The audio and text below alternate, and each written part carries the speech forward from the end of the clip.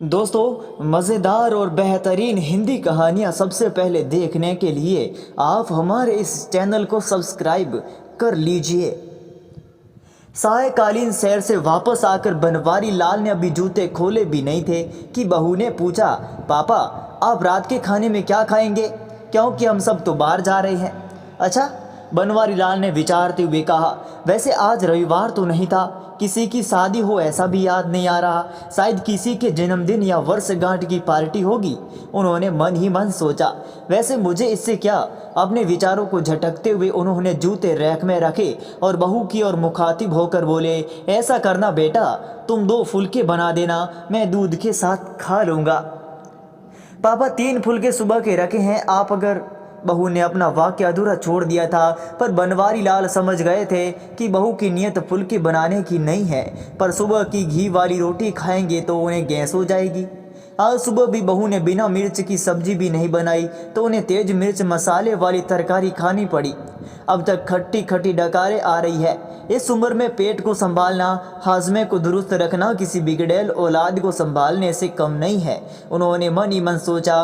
प्रत्यक्ष में बोले, इस उम्र में सुबह की रोटी नहीं खा पाऊंगा, तुम्हें तकलीफ तो होगी ही, पर तकलीफ होगी आपकी बला से। कहेंगे मीठा मीठा, पर चाहिए सब ताज़ा ताज़ा। अब 2 बनाओ कि 10, काम तो उतना ही फैलेगा। आटा लगाओ, रोटी बनाओ, स्लेब साफ करो, दिन रात करते रहो इनकी चाकरी। बहू बुन बनाते हुए उठ गई थी। बनवारी लाल के कानों में मानो किसी ने पिघला हुआ शीशा डाल दिया हो। तौबा तौबा, 2 रोटी बनाने में इतनी तकलीफ, मैंने कौन से 32 भोजन 33 तरकारी मांग ली, हद है भाई। उन्हें तेज गुस्सा आया, पर पी गए। गुस्सा भी तो वह भी किया जाता है जहाँ कोई सुनने वाला हो। आजकल बनवारी लाल का गुस्सा जितना तेजी से आता है उतना ही तेजी से छूमंतर भी हो जाता है। पर शांत गुस्से के साथ मंगला की याद तेजी से आई और चिपक गई गलबाइयाँ डालकर। याद नहीं मंगला के रहते उन्होंने कभी बासी रोटी खाई हो।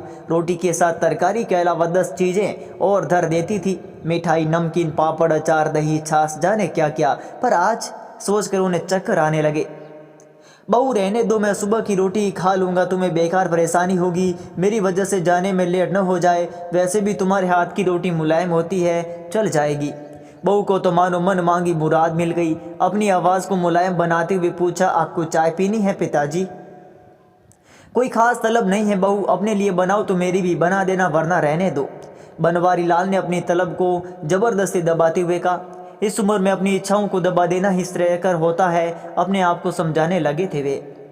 मैं अपने लिए बनाने जा रही हूँ, आपकी भी बना दूंगी, कहते हुए बहू रसोई में घुस गई। चलो ये भी ठीक है, कहते हुए बनवारी लाल ने लंबी निश्वास छोड़ी।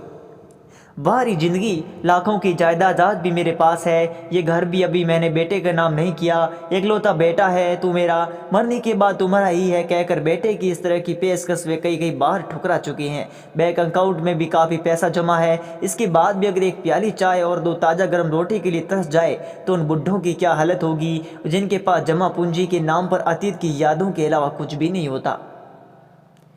बनवारी लाल ने आराम कुर्सी पर आंखें बंद की तो तुरंत मंगला मैडम उपस्थित हो गई। इसलिए कहती थी, थोड़ा बहुत रसोई काम हर मर्द को आना चाहिए, पता नहीं कब क्या जरूरत पड़ जाए। अपने हाथ जगन्नाथ होते हैं। वे हाथों को नचाकर बोली तो बनवारी लाल हंस पड़े।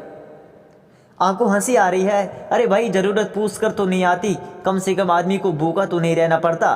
पर आपने तो चाय बनाना भी नहीं सीखा। उस समय अगर मेरी बात सुन ली होती तो आज ये दिन। मंगला की अधूरी बात का अर्थ और दर्द दोनों को बखूबी समझते थे वो, पर क्या कहें, जो देह से अनुपस्थित हो उसकी बात का क्या जवाब देते वो।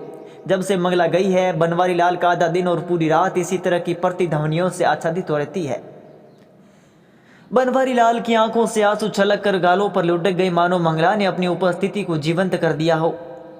जब तक मंगला थी, गृहस्थी का कोई काम उन्होंने नहीं किया हो, ऐसा उन्हें याद नहीं। बस आर्थिक पक्ष का ध्यान रखना ही उनकी जिम्मेदारी थी, जिस पर उनकी पकड़ हमेशा ही बड़ी मजबूत रही। उनके कपड़े के व्यापार ने सदैव उनका साथ दिया, जिसकी बदौलत घर बनाना, बच्चों की बढ़ाई, शादियां सब आराम से संपन्न हो गई और ज़रूरत भर पैसा आज भी हमेशा हाथ में है। यूँ मंगला के हाथों में अच्छी बरकत थी। फिजूल खर्ची तो ना मात्र भी नहीं थी। न ज़्यादा महंगी कपड़ों और गहनों का शौक, न ही कहीं किटी पार्टी, न ही आए दिन आए दिन फिल्मों जाने की ललक, न होटलों का कोई शौक। सदैव दूसरों की खुश में खुशी होती तो वह सुदृढ़ गृहिणी बनवारी लाल के किसी पुण्य का फल रही हो।